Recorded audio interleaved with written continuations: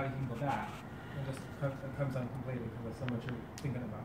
Well, for me, I've learned to keep it within, keeping it within what I'm doing.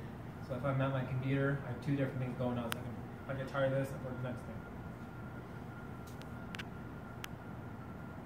It was kind of on and off. So there were some semesters where I would do really well socially and I'd have an internship and a job and I'd get good grades. And then there were other semesters where I would miss class a lot because with depression, one of my main coping mechanisms that wasn't good was sleeping. And when I was younger, crying, but mostly sleeping because I felt like sleeping was, when you didn't feel well, if you're asleep, you can't feel anything. And it's kind of like this in-between where you're still alive, but you're not really experiencing anything. So I slept a lot. I can sleep probably 18 hours a day if I want to, every day. And so being late to things or missing class would make things harder to accomplish when you're depressed. I did want to say, so yeah, like I said, some semesters were good and some were bad, and I guess just learning better coping mechanisms and better ways to deal with being upset is what helped me later on, but I didn't learn a lot of that until after I graduated. And Joshua touched on a really good point. He said that when you grow up with a disorder, you don't know that you have a disorder. So because you don't know what's going on in other people's heads, you don't know what other people are experiencing, and you don't know if you're normal or not. I remember being sad a lot and not knowing if being sad was normal, or if wanting to die was normal, or if,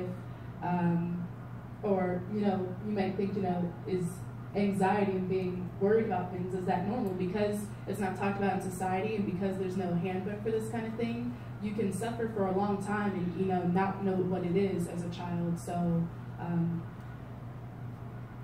I think when we all decided to speak up and get help, that did definitely help us. But when we were younger, I guess I don't know everybody. Like I don't feel comfortable speaking for everybody. But it seems that when you don't know what's going on, or when you don't know that the thoughts and feelings you're having isn't the way most people feel, it's something that kind of makes you think, oh well, I'm just supposed to handle this by myself. I don't need to tell anybody, or I'd be bothering someone if I told someone, because you're just not aware that that's just not how everybody deals with what they're going through.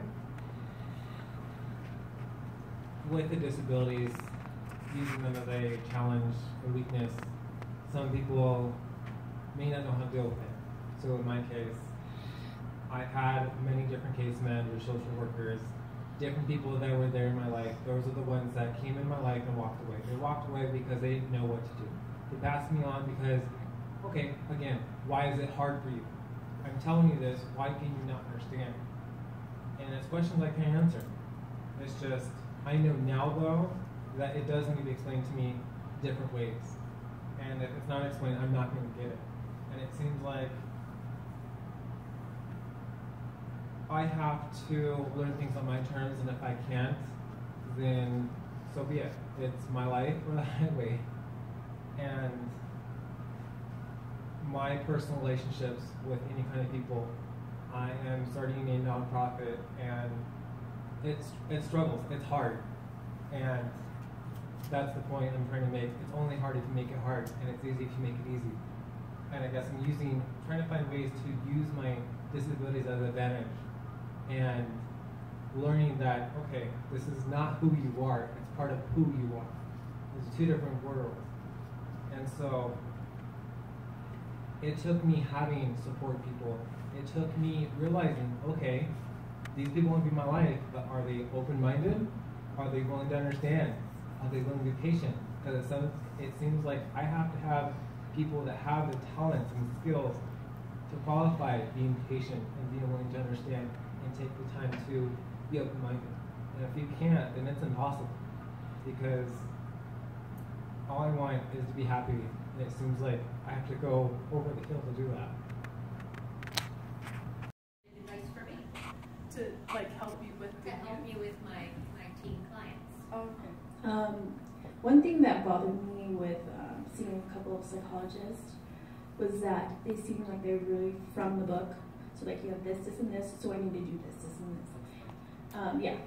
So what I wanted from a therapist was them to be more realistic, more there, be more natural, really feel a relationship instead of it being like, this is my job, okay, well, it's time for you to go, like, see you next time, your copay is this, blah, blah, blah. No, like, I want it to be like, if you're going to be a therapist or be there for somebody, make it seem like your family, like you're a friend, not like, this is my job, and you're coming in for this, and this is what I'm prescribing because you have this, this. You have to make them feel like a person, not like a label or stuff. Like, yeah. So that's my advice. Just be more like really natural, friendly. What do you think? Okay, so a lot of times what my psychologist will forget to do is she'll tell me to do something, but then that doesn't really get with my lifestyle. Like I already told her that I can't do something like that. So I keep getting frustrated, and as she keeps on coming up different coping mechanisms that can't really be incorporated in my life because they just don't work out. So being able to tell someone something and be able to make them listen and have them. So pretty much what you're saying is that you want to be able to say something and have them listen, and being able to consider what you said and be able to flip it so the conversations doesn't have to be relating to that topic, because you already told, I can't do this. And so why, if I told you I can't do this, why would you keep bringing it up or finding other ways to bring it up, is what you're saying, right?